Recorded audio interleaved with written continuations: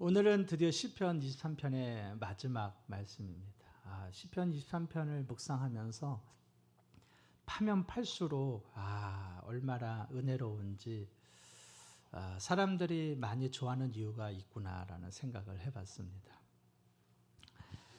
이제 명절이 한 주 앞으로 다가왔습니다. 명절날 우리가 귀성길에 오르면 라디오에서 가장 많이 틀어주는 이 명절을 더욱더 촉촉하게 적시는 노래가 있습니다. 혹시 무슨 노래인지 아십니까? 네? 그렇죠. 고향역.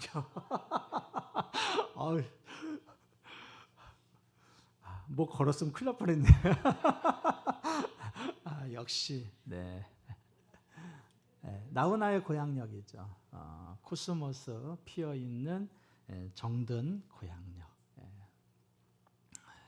1972년도에 이 노래가 발표되었는데, 발표되었을 때 70년도 하면은 다 고향을 떠나서 타향살이하기 때문에 이 노래가 아주 대히트를 치게 되죠. 근데 이 고향역을 작곡한 임종수 씨, 그분은 이제 한국이 대표하는 이제 작곡가입니다. 그래서 고향역 뿐만 아니라 태진아 씨가 부르던 옥경이도 있고, 또 대동강 편지도 있고, 그리고 또 모두 있냐면 아내에게 바치는 노래도 있고, 그래서 이분들이 다 했던 김종수 씨, 이분이 작곡한 노래입니다. 이분이 작곡한 노래들이 또 거의 다 또 히트를 쳤기 때문에 아주 대단하죠. 이분의 나이는 올해, 이게 작년 사진이기 때문에 작년에는 82세니까 올해는 벌써 83세가 됐네요. 83세신 이분의 고향은 어딘지 아세요? 고추장이 유명한 순창. 네, 그렇습니다. 이분은 고향이 전북 순창이 고향인데요. 순창에는 사실 기차역이 없습니다. 기차역이 없는데 어떻게 고향역이라는 그러한 노래를 작곡할 수 있었을까? 그래서 봤더니 이 임종수 씨가 8남매의 막내더라고요. 8남매만. 1942년생이고 8남매 막내로 태어나서 순창에서 태어났지만, 이제 그 당시에는 형들이 다 동생들 돌보지 않았습니까? 큰형이 일찍 장가를 갔어요. 큰형하고 막내하고 25살 차이가 나서 큰형이 먼저 익산에다가 이제 신혼집을 차리고 그곳에 결혼을 했기 때문에 동생들이 다 줄줄이 이제 익산에 들어서 사는 거죠. 그래서 익산에서 중학교를 이제 다니는데, 중학교 2학년 때 익산에서 40리가 떨어져 있는 거기 어디야? 삼기면이라는 곳으로 이사를 한 거예요. 삼기면. 40리가 떨어진. 그러니까 삼기면에서 익산에 있는 중학교를 가려 그러면 기차를 타야 되는데 삼기면에 또 기차가 없어요.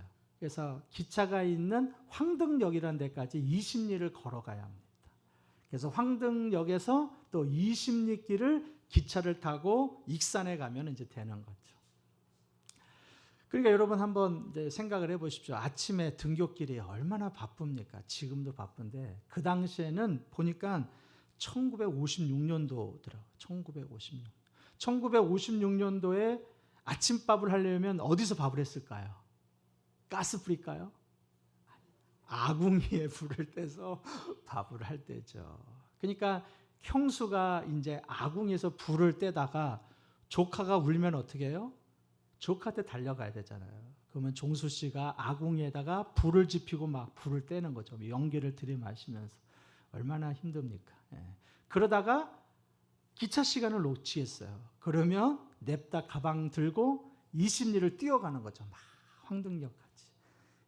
산을 한 3개 넘는다 그러더라고요. 언덕인지 산인지. 그래서 20리를 뛰어가서 겨우 황등역에서 열차의 발판을 딱 딛고 올라타면 기차가 어떻게 한다? 출발한다. 이제 출발한다. 그래서 열차에 탁 타서 한숨을 돌리면 이제 배가 고프기 시작을 하죠. 20리를 뛰어왔죠. 거기다가 아침밥도 못 먹었죠. 그러니까 배가 고픈 거예요. 교복을 입고 깎아머리에 그리고 철길에는 뭐가 피어 있어요? 코스모스가 피어 있는 거죠. 그러니까 그 코스모스를 보니까 고향에 계신 누가 생각이 나요? 이쁜이? 꽃분이? 어머니가 생각나는 거죠. 어머니가 생각나는 거죠. 그래서 고향역이라는 거는 그렇게 해서 탄생한 노래입니다. 그래서 고향역의 2절을 보면은 2절의 가사가 그렇게 나와 있습니다. 흰머리 날리면서 달려온 어머니를 얼싸안고 바라보았네. 멀어진 나의 고향역. 그러니까 고향은 언제나 그리움이죠. 언제나 그리움입니다. 그리고 고향역은 보내고 또 받는 하나의 기다림이다, 이렇게 말할 수가 있습니다. 여러분의 고향은 어디세요? 네, 저는 충청남도 나주시 과원동 72번지, 전라남도 나주시 과원동 전라남도 나주시 과원동 72번지, 거기가 저희 본적지. 제 아버지의 고향이고 전 서울에서 태어났는데 여기 계신 분 보니까 다 각지에서 태어났겠죠. 여러분 고향에 자주 가세요? 가는 분도 계시고 안 가는 분도 계시고. 고향에 가지 않는 이유는 뭐죠? 부모님이 안 계시니까. 부모님이 안 계시니까. 그러니까 부모님이 안 계시는 고향은 그냥 추억의 장소이지 그리움의 대상은 아닌 것 같아요. 부모님이 계셔야 거기가 나의 그리움이 되고 부모님을 뵈러 가는 거죠. 우리 이영규 집사님이 신방을 했는데 아버님이 아직 계셔요. 그래서 아버님한테 꼭 가면은 꼭 안아드린대, 이렇게 안아드린. 저하고 그때 박태근 장로님, 김종부 장로님 신방을 갔는데 저한테 묻는 거예요. 목사님도 어머니 이렇게 안아주세요. 그래갖고 저는 어머니를 안아드린 적은 없는 것 같아요. 근데 저한테 막 혼을 내더라고. 아니, 어머니 안아드리면 얼마나 좋은데. 자신은 갈 때마다 아버님 안아드린다. 그러면서 사랑합니다. 그러면서 그 자리에서 그 카페였거든요. 그래서 한번 실습을 해보자. 그래서 저번에 일어나래요. 그래갖고 남자 둘이서 50이 넘은 남자 둘이서 우리 이영기 집사님이 저를 안아주시고, 그래서 실습하고 제가 바로 그 주에 가서 어머니 이렇게 안아드리고 사랑합니다 했어요. 네. 그러니까 부모님이 계셔야 고향에 그리움이 있는 거죠. 부모님이 안 계시는데 아무도 없는데 뭐 고향 하면은 뭐 낯설기만 하죠. 우리의 믿음의 고향은 어디일까? 우리는 다 육신의 고향이 있습니다. 뭐 경상도도 있고 충청도도 있고 전라도도 있고 강원도도 있고 서울도 있고 저 이북이신 우리 원로 목사님도 계시고 다 육신의 고향은 있어. 근데 우리의 영혼의 고향, 그 영혼의 고향을 성경에서는 본향이라고 합니다. 본향이라는 것은 본래의 고향, 우리가 다시 가야 할 곳.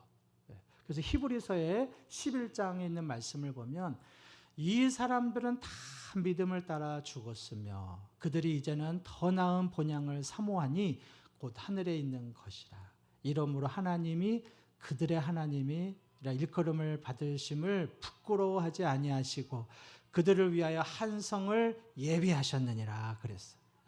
13절에 보면 이 사람들은 나오는데 이 사람들은 다 믿음의 11장을 보면 다 믿음의 사람들이에요. 아브라함, 야곱 쭉 믿음의 사람. 그 사람들은 다 믿음을 따라 죽었대요. 믿음을 따라. 그리고 그 믿음을 따라 죽었는데 16절에 보니까 이들은 자신의 고향이 있지 않습니까?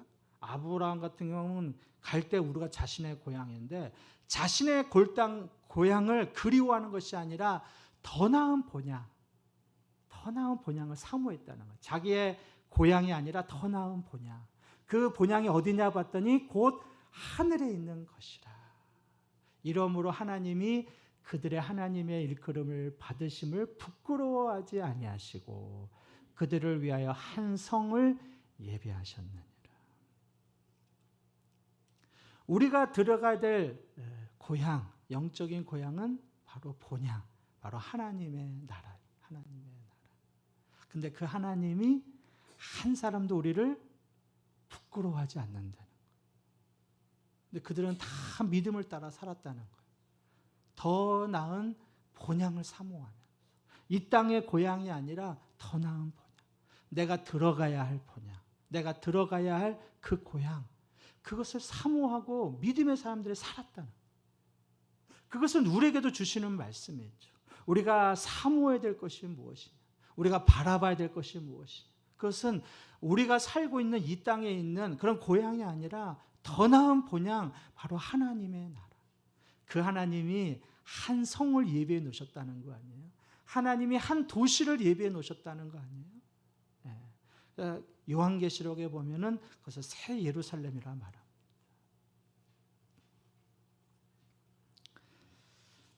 다윗은요, 내 평생에 선하심과 인자심이 반드시 따른다 그랬어요. 내 평생에. 그리고 내가 여호와의 집에 영원히 거하리로다.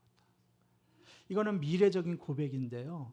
사실 다윗은 자신이 들어가야 될 하나님의 나라뿐만 아니라 지금 살고 있는 이 땅에서도 하나님이 자신과 함께 하신, 그래서 평생이라 그랬어요. 내가 태어나면서부터 내가 하나님 앞에 돌아가기까지 인생의 평생에 그 하나님이 나와 함께 하신다.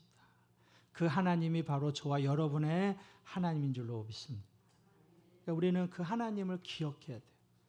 그리고 더 나은 본향을 사모해야 돼요. 더 나은 본향. 그러면 다윗이 말하는 아버지 하나님, 그분은 어떠한 분이신가? 그렇죠? 네. 그리고 그 하나님은 어떻게 다윗과 함께 하셨을까? 그거죠. 어떻게 함께 하셨을까? 자, 다시 말씀을 보면은 6절에 뭐냐면 내 평생의 선하심과 인자하심이 그랬습니다. 그러니까 하나님의 성품은 두 가지인 것 같아요. 다윗이 고백, 하나님의 성품 두 가지, 그것이 무엇입니까? 하나님은 선하신 분이시다. 또 그 하나님은 인자하신 분이시다. 하나님은 선하신 분이시고 그 하나님은 인자하신 분이시다. 하나님이 선하시다, 그 말은 히브리어로 찾아보니까 토브라는 단어다. 토브. 선하다. 토브. 그것을 번역하면 좋았더라, 좋다라는 뜻입니다. 좋다. 하나님이 천지를 창조하셨습니다. 그렇죠? 빛을 창조하시고 하늘을, 궁창을 창조하시고 하늘과 바다를 창조하시고, 근데 그 창조할 때마다 하나님이 뭐 하셨더라? 좋았더라. 하나님이 빛을 만들고 좋았더라. 하늘을 만들고 좋았더라. 바다를 만들고 좋았더라. 그렇게 첫째 날, 둘째 날, 셋째 날, 넷째 날, 다섯째 날, 여섯째 날 사람까지 다 만든 후에 심히 좋았더라. 그래서 창세기 찾아보면요 7번이 나옵니다. 좋았더라, 좋았더라, 좋았더라. 그리고 마지막 심히 좋았더라. 그 뜻은 무엇이냐? 하나님의 모든 섭리, 하나님의 계획하심은 다 좋다는 거예요. 다 좋다. 다 좋다. 다 좋다. 근데 다윗이 이 고백을 하는 거예요. 하나님은 선하시다. 하나님의 계획, 하나님의 섭리는 언제나 좋았더라. 근데 지금 다윗은 사망의 음침한 골짜기를 지나고 있어요. 결코 좋지가 않죠. 4절에 있는 것처럼. 이때의 상황은요, 다윗은 압살롬 자신의 아들의 반역으로 인해서 지금 도망 다닐 때 이 시를 썼어요. 그러니까 이 시를 보면서 이해가 안 되죠. 아니, 다윗의 인생을 봤을 때 우리가 생각했던 것처럼, 그가 고백했던 것처럼 좋은 게 아니었거든요. 늘 순탄하지 않았습니다. 늘 평안하지 않았어요. 들녘에서 곰과 싸워야 했고, 늘 블레셋과의 목숨을 걸고 싸워야 했고, 장수 왕이 되기 전에는 사울 왕으로부터 도망 다녔고, 왕이 된 후에는 아들 압살롬 때문에 반역을 일으켜서 숨어 있는 그런 상황이었어요. 근데 다윗이 고백한 것은 뭐냐? 하나님은 선하신 분. 하나님의 섭리와 계획은 좋았다 그러는 거죠. 좋았다. 어떻게 좋을 수가 있을까?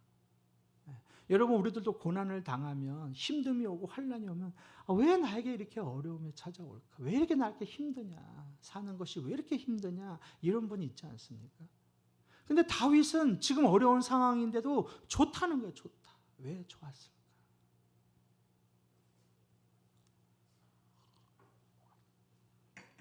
제가 사도교에 오기 전에는 제주도에서 2년 살았습니다.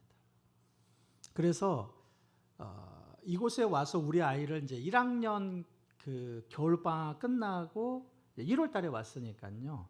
봄방학 될 때 1학년 때 우리 아이를 이제 학교로 보냈거든요. 그러니까 학교에서는 전학 온 아이죠, 우리 아이가. 그래서 어디서 전화가 왔냐 했더니 제주도에서 전화가 왔다니까 학교에 있는 모든 사람이 제가 제주도 사람인 줄 알아요. 제주도가 고향인가 보다. 그래서 지금도 우리를 제주도 사람으로 기억합니다. 근데 저는 제주도에서 정확히 한 20개월밖에 안 살았거든요. 예. 그리고 서울에서 살았어요. 서울에서. 근데 사람들의 기억은 저분은 제주도에서 왔다 해서 제주도 사람을 알고 있어요. 제주도 내려갈 때 저는 사실 편하게 내려갔습니다. 뭐 부목사 생활하다가 제주도 내려갔지만 여러 가지 오해가 있고 해서 이제 제가 제주도에 부목사로 갔습니다. 갔는데 제주도에 있으면서 뭐 어차피 저는 다시 갈 거니까 생각을 했어요. 왜냐하면 한 두세 교회가 조금 있으면 이제 담임 자리가 비게 됐습니다. 제가 거치는 교회들이 다 목사님 나이가 은퇴 나이가 됐기 때문에 거기 뭐 시무장로님이라 다 잘 알고 있으니까 제주도에서 뭐 좀 있으면 뭐 그 자리 가면 되니까 여행 삼아서 뭐 이렇게 제주도 좀 살러 가자. 그래서 사실 제주도에 갔습니다. 근데 1년이 딱 지냈을 때 두세 교회에서 들려오는 소식이 다 담임이 청빙됐다는 거예요. 그 소식을 들으니까 앞이 깜깜하더라고요. 돌아갈 곳이 없었습니다. 돌아갈 곳이. 다리가 끊긴 느낌이었어요. 이 제주도에 아무도 아는 사람이 없는데. 돌아갈 교회들은 이제 다 담임들이 왔고. 장로님들이 오히려 저한테 아니 미리 왜 얘기하지 않았냐 그랬더니 아니 뻔히 알고 있는데 그분들을 원망할 수도 없고. 그때부터요 기도가 달라지더라고요. 정말 낙향한 느낌이었습니다. 제주도에서 사람들이 저한테 서울에 있는 저의 뭐 후배나 저희 동기들이 막 쯧쯧쯧거리면서 어떻게 제주도까지 갔냐 나한테 가까운 데도 있는데. 근데 제 나이가 그때 뭐 43이었기 때문에 뭐 부목사 생활할 수 있는 데가 지방밖에 없었어요. 개척하기에는 애들이 어리고. 그래서 제주도 간 거거든. 근데 돌아갈 집이 없어졌어요. 그러니까 기도가 달라지는 거죠. 그래서 열심히 기도했습니다. 그리고 제가 또 서울에서 목회했으니까 제주도에서는 이게 목회하기가 좀 어려울 것 같더라고요. 여러 가지 정서도 좀 잘 맞지 않고. 그래서 열심히 이제 이력서를 썼습니다. 제주도에서 막 이력서 썼어요. 그래서 이력서를 쓸 때 서울과 경기 딱 수도권 중심으로 그것도 큰 교회들만 열심히 썼습니다. 제가 뭐 이력서 제가 저의 자랑 실컷 하고 뭐도 하고 한 30장 이력서 써갖고 그냥 다 연락이 안 오는 거예요. 점점 시간은 가고 기도가 바뀌더라고. 간절했던 기도가 하나님 이제 목회기를 열어주십시오. 제주도에서는 제가 목회하기는 좀 어려운 것 같습니다. 개척도 좋습니다. 하나님 목회기를 열어주십시오. 그래서 진짜 세종시에다 개척하려고요. 여름 휴가 때 다 알아보고 그러고 내려왔어요. 그리고 아예 목사님한테 얘기했거든요. 제주도에 있는 목사님에게 저는 45이면 제 목회를 하겠습니다. 그랬어요. 왜냐하면 그게 기도 제목이었어요. 저는 제가 부목살 때부터 내가 45이면 내 목회하겠다. 다른 사람 밑에 있지 않고. 근데 제 나이가 44이시니까 이미 제주도에 있는 목사님 다 얘기해놨고 서로 울면서 돈도 없는데 무슨 개척을 하냐. 좀 더 있으면 제주도에 자리가 난다.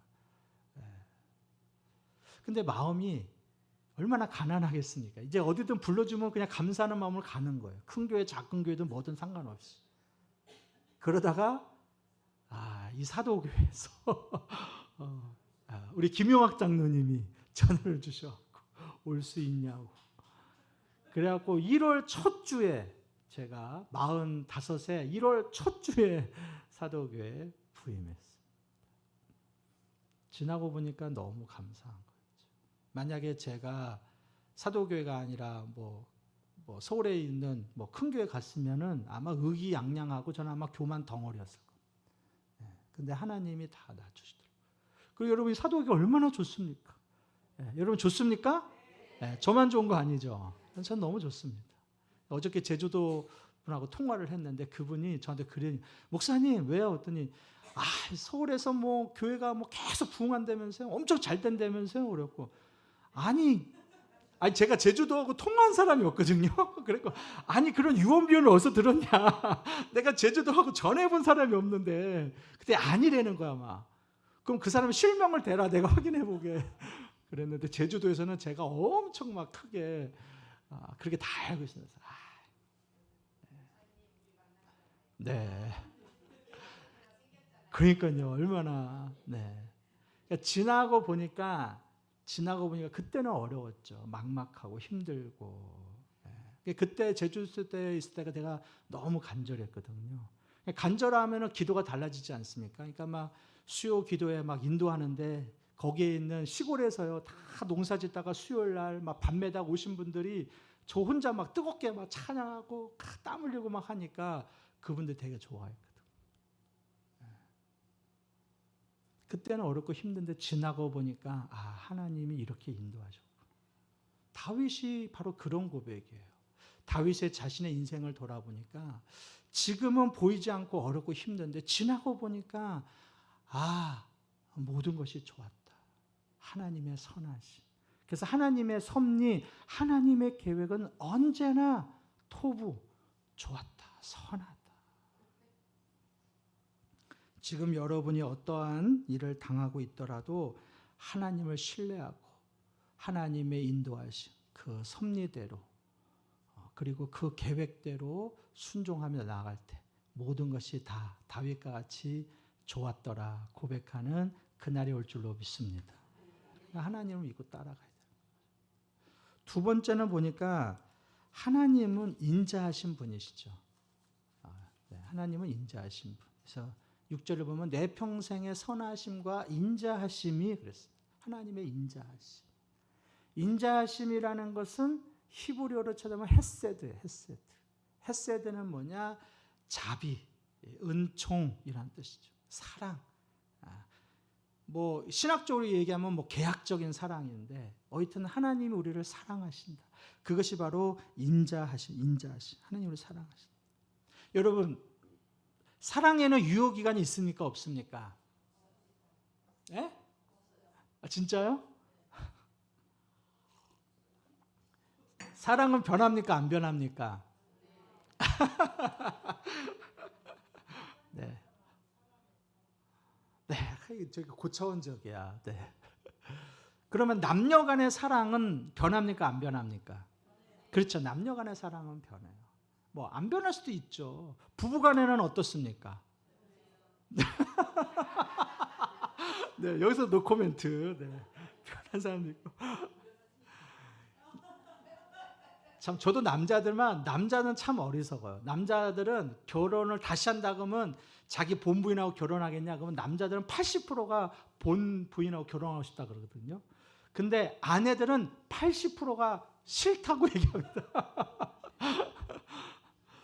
이견 차이가 있는 것 같아요. 제가 이걸 생각을 해보면서 그래 남녀 간의 사랑은 서로 의견이 다를 수가 있어요. 변하지 않는 사람도 있고 변한다는 사람도 있고.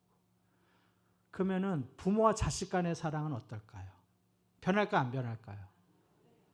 거기에는 변할 수도 있어요. 그러면 내가 대답할 말이 없는데 거기에는 대체로 이견이 없죠. 부모가 자식을 생각하는 그 사랑, 부모의 사랑. 그러니까 70이 되고 80이 된 자식에게도 90이 된 어머니가 너 찾기를 차 조심해라, 뭐 조심해라 그러는 거 아니에요? 자식이 아무리 70, 80에도 부모 입에 눈에는 악이에요. 악이. 그러니까 부모와 자식의 사랑, 부모가 자식을 사랑하는 사랑은 변하지 않아요. 근데 하나님은 우리의 아버지죠. 그 하나님의 사랑은 변함이 없어요. 그래서 성경에서는 끊임없이 뭐라고 하냐면 끝까지 사랑하시나라. 끝까지. 세상 끝날까지 너희와 함께하리라. 끝날까지. 그게 성경에서 나오는 하나님의 사랑이에요. 끝까지 사랑하신다. 변함없이 사랑한다. 그래서 마태복음에 보면은 보라 처녀가 잉태하여 아들을 낳을 것이요 그 이름을 임마누엘이라 하려 하셨으니 이를 번역한즉 하나님이 우리와 함께 계시다 합니다. 함께 계시다. 임마누엘 하나님이 함께 계시다. 90에 가까운 치매 할머니가 주소도 기억 못하고 자식들 이름도 기억이 못하고 오늘 아침에 무엇을 먹었는지도 기억이 못하고 자기가 무엇을 입고 있는지도 기억을 못해요. 그런데 단 한 가지 기억하는 것이 있어요. 그래서 그것이 유튜브 영상에 나왔는데 1000만 명 이상이 맞나? 1000만 명 이상 댓글이 세계에 있는 모든 사람들이 그걸 보고 깜짝 놀라면서 댓글을 달았어요. 자, 그 영상 한번 보도록 하겠습니다. 영상을 잠깐 보시겠습니다. Hey, can you tell me what your address is? What my address is? Mm-hmm. Okay. What color shirt did you have on yesterday? What'd you have for lunch today? Food. Great food. All right. So who is Linda? Do you know Linda?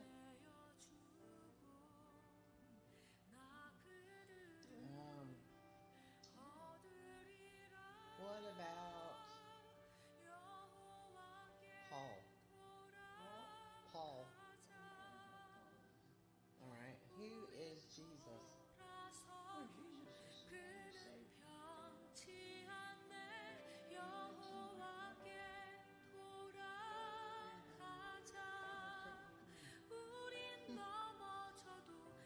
Is that amazing? 이 88세의 할머니는 주소도 모르고 가족들 이름 다 몰라도 예수님은 똑똑히 기억하고 있었습니다. 그리고 예수님께서는 자신을 집으로 데려가실 거라는 사실도요. 그리고 자신은 예수님을 사랑한다고 고백했습니다. 이 할머니의 딸은 이 영상을 촬영해 올리면서 영상 위에는 예수님이 진짜라고 믿지 않는다면 그냥 보고 놀라십시오 라고 적었습니다. 이 세상의 모든 사람은 언젠간 죽게 됩니다. 네. 할머니가 다 기억 못하는데 한 가지 기억하는 건 예수님이에요. 그 예수님은 자기를 구원하신 분이고 그리고 자기를 어디로 데려갈 분? 집으로 데려갈 분. 여러분 우리가 잊지 말아야 될 것이 있습니다. 우리를 집으로 데려갈 분은 예수 그리스도예요. 그것은 바로 본향이죠. 아버지가 계신 분. 그 아버지는 인자하시고 선하신 분. 그분이 그 집을 지어놓고 한 성을 예비해놓고 우리를 기다리고 있죠. 우리가 기억해야 될 것은 무엇이고 우리가 바라봐야 할 본향은 어디이고 그리고 우리가 믿는 그 하나님은 어떠한 분이신지 우리 다윗과 같이 다 같이 한번 고백하겠습니다. 같이 시작. 내 평생의 선하심과 인자하심이 반드시 나를 따르리니 내가 여호와의 집에 영원히 살리로다. 아멘.